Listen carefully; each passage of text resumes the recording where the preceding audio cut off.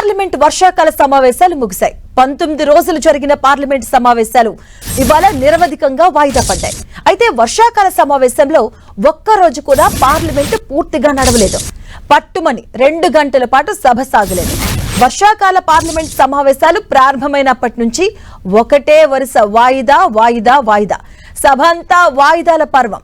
రోజు same scene repeat అవ్వడం, ఆందోళన చేయడం, అర నిమిషంలో వాయిదా వేయడం. ఇదే రోజు పార్లమెంట్ ఉభయ సభల్లో రిపీట్ అవుతున్న సీన్. ఎగువ సభ దిగువ సభ అన్న తేడా లేదు. ఉభయ సభలది అదే తీరు. ఇవాళ కూడా సేమ్ సీన్ రిపీట్ అయింది. లోక్సభ, రాజ్యసభలు నిరవధికంగా వాయిదా పడ్డాయి. పార్లమెంటు నిర్వహణకు రోజుకు 9 కోట్ల రూపాయలు వ్యయమవుతుంది. అయితే ఇంత ప్రజాధనం వెచ్చిస్తున్న కొన్ని రోజులు నిమిషంలోపే లోక్సభ వాయిదా పడింది. చర్చలు లేవు, బిల్లులపై డిస్కషన్స్ లేవు, కేవలం వాయిదాలే. ఇది మాన్సూన్ పార్లమెంట్ సమావేశాల పరిస్థితి.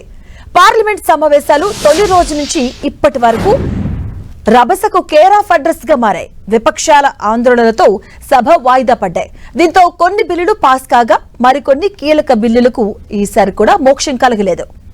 పార్లమెంట్ సమావేశాలు సజావుగా సాగకపోవడం, నిరసనలు, ఆందోళన కారణంగా సభ నిమిషాల వ్యవధిలోనే వాయిదా పడ్డం ప్రజాధనం వృధా కావడానికి ప్రధాన కారణమవుతుంది.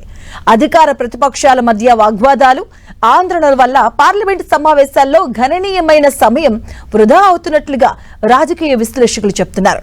పార్లమెంట్ ఉభయ సభల నిర్వహణకు నిమిషానికి సుమారుగా 2.5 లక్షల రూపాయల వరకు ఖర్చు అవుతుంది. అంటే గంటకు ఈ ఖర్చు సుమారుగా 1.5 కోటి రూపాయలు.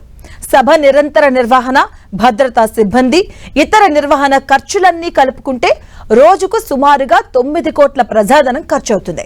సభలో చర్చలు జరగకుండా కేవలం వాయిదాలతోనే కాలం గడిచిపోవడం వల్ల దేశ అభివృద్ధికి సంబంధించిన కీలక బిల్లులు, ప్రజా సమస్యలపై చర్చలకు ప్రతిబంధకం ఏర్పడుతుందన్న ఆందోళన వ్యక్తమవుతూ ఉంటాయి.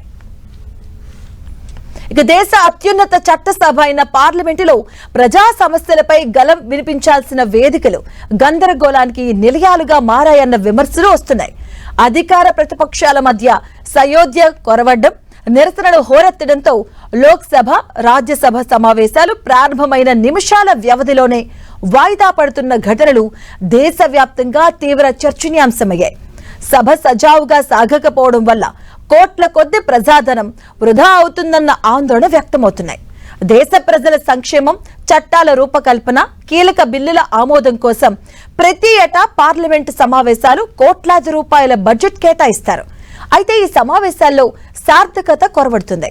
ప్రశ్నోత్తరాల సమయం, 0 అవర్ వంటి అత్యంత కీలకమైన సమయాలు కూడా నినాదాలు, ప్లకార్డుల ప్రదర్శనలకే పరిమితమవుతున్నాయి. ఎలాంటి సర్దుబాటు ధోరణి లేకుండా కేవలం రాజకీయ లబ్ధి కోసం సభను అడ్డుకోవడం వల్ల ముఖ్యమైన చట్టాలపై చర్చలు అటకెక్కుతున్నాయి. ఇక మరోవైపు అధికార పక్షంపై ప్రతిపక్షాలు ఫైర్ అయ్యాయి. ప్రభుత్వం పంతం వల్లే ప్రజాధనం దుర్వినియోగం అయిందని విమర్శించాయి. 19 రోజులు లోక్సభ జరిగిన సభకు రాని ప్రధాని మోదీ చివరి రోజు సమావేశాలకు హాజరు కావడంపై విమర్శలు గుప్పించాయి. ప్రధాని మోదీకి ప్రజా సమస్యలు పట్టవని, చివరి రోజు కేవలం వందే మాతరం గీతం ఆలపించేందుకు లోక్సభకు వచ్చినట్లుగా ఉందని ప్రతిపక్షాలు విమర్శించాయి. ఇక అధికార పక్షం కూడా విపక్షాలపై మండిపడింది. చర్చకు తాము సిద్ధంగా ఉన్న అనవసర ఆందోళనతో సభా సమయాన్ని వృధా చేశాయంటూ విమర్శించింది.